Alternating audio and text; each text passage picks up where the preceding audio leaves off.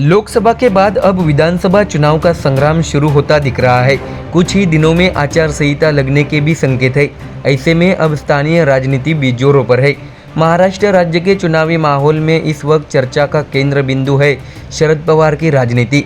लगातार पवार बीजेपी को नुकसान पहुंचाने का प्रयास करते दिख रहे हैं। हालांकि इस वक्त खबर है अजित पवार के खेमे से, जहां उन्हें शरद पवार की ओर से जोरदार झटका मिलने के संकेत है। आपको बता दें कि अजित पवार के कट्टर समर्थक ही अब उनका साथ छोड़ते जा रही है। ऐसे में क्या है पूरी खबर, आइए जानते हैं विस्तार से। आपको बता दें कि ऐसे संकेत है कि पूर्व विधायक रमेश अप्पा थोरात जल्द ही घड़ी छोड़कर तुतारी का दामन थाम लेंगे। इस संबंध में खुद रमेश थोरात ने जानकारी दी है। इसलिए उप मुख्यमंत्री अजित पवार के नेतृत्व वाली राष्ट्रवादी कांग्रेस पार्टी को दौंड में बड़ा झटका लगने की संभावना है। माना जा रहा है कि दौंड विधानसभा क्षेत्र बीजेपी के खाते में जाना लगभग तय है। इसलिए देखा जा सकता है कि रमेश थोरात के पास एक राजनीतिक समस्या है। इसलिए रमेश थोरात ने गांव-गांव का दौरा शुरू कर दिया है। साथ ही वे नागरिकों की राय लेकर अपनी भूमिका भी तय करने जा रहे हैं।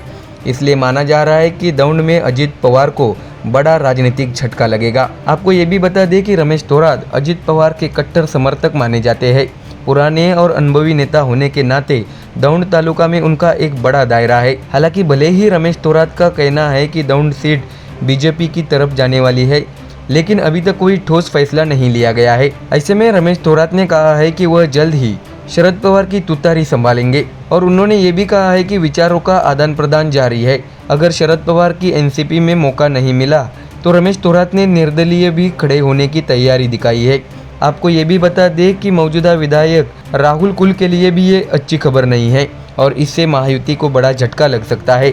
आपको बता दें कि रमेश थोरात शुरू से ही राष्ट्रवादी पार्टी के प्रति वफादार रहे हैं, लेकिन एनसीपी में दो गुटों के बीच मतभेद के बाद उन्होंने अजित पवार के साथ जाने का फैसला किया था।